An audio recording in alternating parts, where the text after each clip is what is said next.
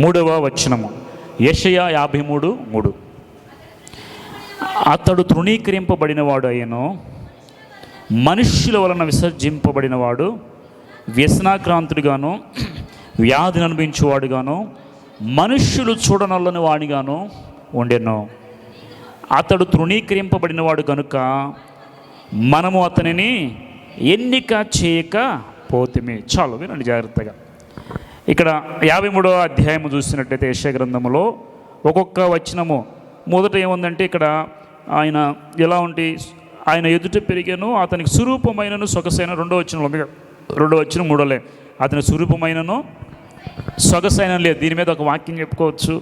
తర్వాత మనం అతను చూసి అపేక్షించినట్లుగా ఆయన యందు స్వరూపము లేదు, అతడు తృణీకరించబడినవాడు. ఆయన ఏమయ్యాడు? ఆయన తృణీకరించబడినాడు. తర్వాత మనుషులందరి వల్ల విసర్జించబడినవాడు. తర్వాత వ్యసనాక్రాంతుడు, వ్యాధిని అనుభవించినవాడు, మనుషులు చూడనవాడు, తృణీకరించబడినవాడు, నిశ్చయంగా రోగులను భరించాడు.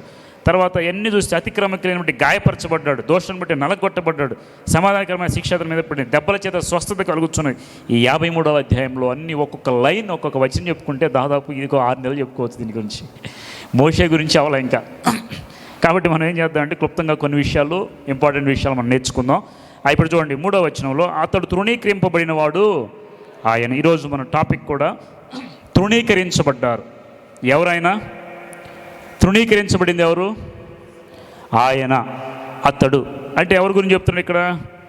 యేసుక్రీస్తు వారి గురించి చెప్తున్నారు. తృణీకరించబడిన వాడు ఆయన.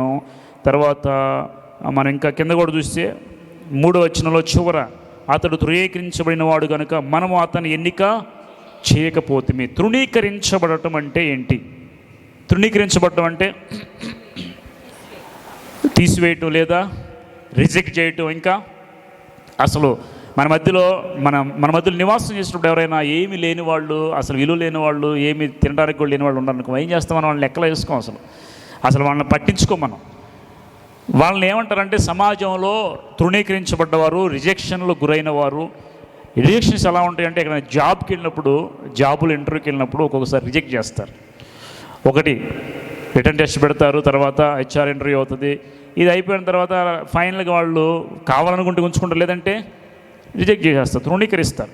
ఈ లోకము మనల్ని ఎప్పుడు ఎలా చూస్తుందంటే, అన్నిట్లో డబ్బులో బెస్ట్గా ఉండాలి, జ్ఞానంలో బెస్ట్గా ఉండాలి, చదువుల్లో బెస్ట్గా ఉండాలి, తర్వాత స్టేటస్లో బెస్ట్గా ఉండాలి. ఇలా లేకపోతే మనతో సహవాసం ఎవరు కూడా చేయరు. అవును కదా? ఒక బాగా రిచ్గా ఉన్న వ్యక్తి పేదవాడి దగ్గరికి వెళ్ళి సహవాసం చేస్తాడా? చేయడు. ఒక పేదవాడు రిచ్ అదే వ్యక్తి వెళ్ళి సహవాసం చేస్తాడా?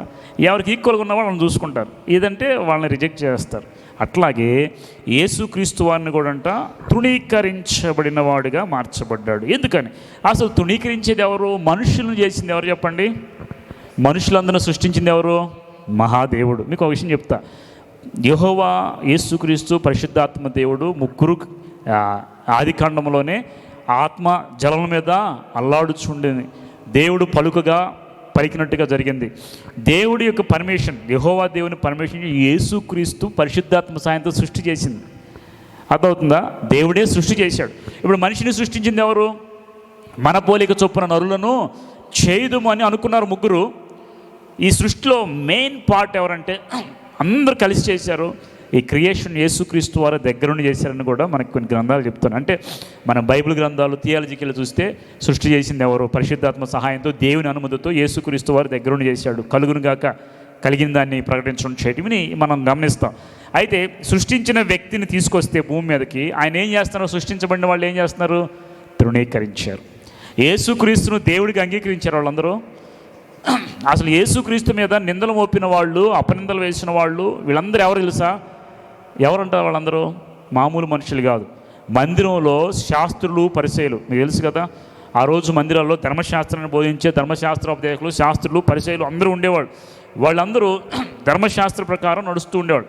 యేసుక్రీస్తు వారు వచ్చి కొత్త కొత్త పనులు చేస్తున్నాడు. అది ఎలా తెలుసా? విశ్రాంతి దినాన్ని ఏ పని చేయకూడదు అని ఉంది కదా. విశ్రాంతి దినాన్ని నేను స్వస్థపరిచేవాడు. వీళ్ళు ఏం చేశారు? ఇది పట్టుకొని ఏంటి విశ్రాంతి దిన? ఇప్పుడు మనిషికి విడుదల రావడం గొప్ప విషయం కదా. విడుదల వచ్చిందని చెప్పేసి దేవుడు విడుదల ఇస్తే వాళ్ళకేంటి? కడుపు మంట. విశ్రాంతి దినం రోజు చేసావు తప్పు.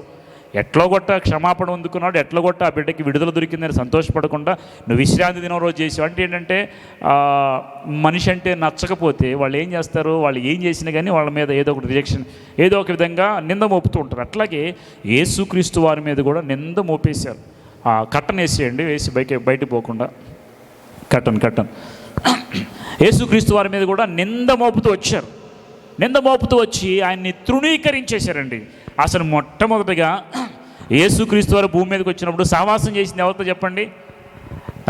భూమి మీదకి రాగానే ఆయన 30 ఏళ్ళు అయిపోయింది, బాప్తిసం తీసుకొని వెళ్ళిపోయి టక్కున గబగబా వెళ్ళిపోయి, శాస్త్రులారా, పరిసయ్యులారా, యాజకులారా రండి సేవ చేద్దాం అన్నాడు ప్రభు.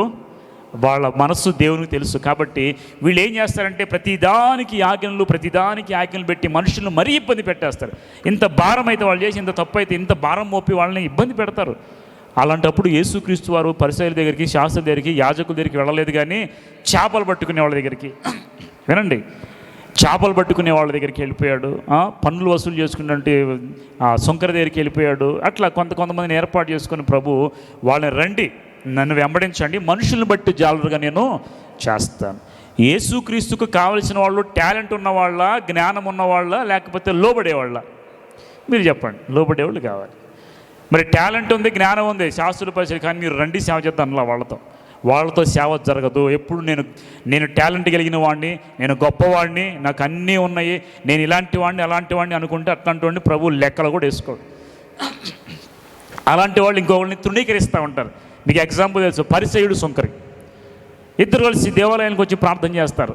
పరిసయ్యుడు ఏం ప్రార్థన చేస్తాడు? ప్రభువా, నేను ప్రతి వారంలో 2 సార్లు ఉపవాసం ఉంటున్నాను, ఇంకా తర్వాత దశంభాగములన్నీ కూడా నీకు ఇస్తున్నాను, కానీ ఈ సుంకరి వల్లే లేనందుకు నీకు కృతజ్ఞతాస్తుతులు.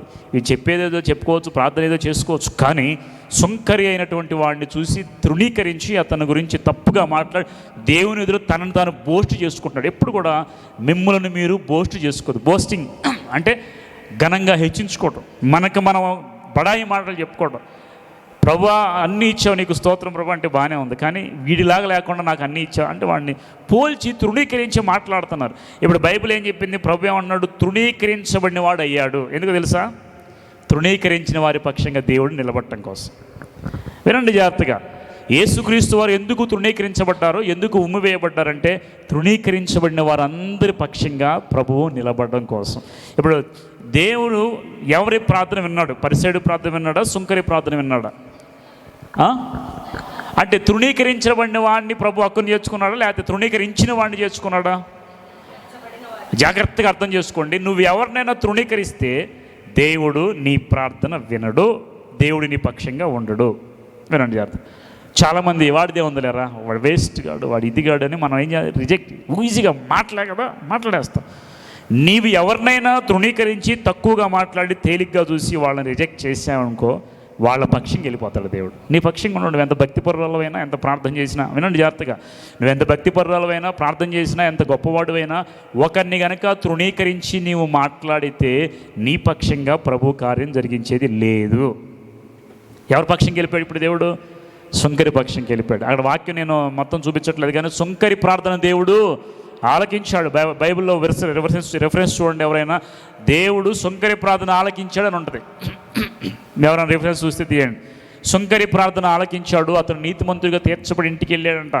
పరిసయ్యుడినేమో ప్రభువు ప్రార్థన అంగీకరించనే లేదు. గుర్తుపెట్టుకోండి, ఎప్పుడైనా కానీ నువ్వు ఏలు పెట్టి ఎవరినైనా తృణీకరించి తక్కువగా చూస్తే నీ పక్షంగా దేవుడు ఉండడు, కానీ ఎవరైతే తృణీకరించబడ్డారో వారి పక్షంగా దేవుడు నిలబడతాడు. ఈరోజు మీరు ఎక్కడైనా తృణీకరించబడి, ఎవరి చేతన తేలిగ్గా చూడబడి, ఎవరైనా కానీ మిమ్మల్ని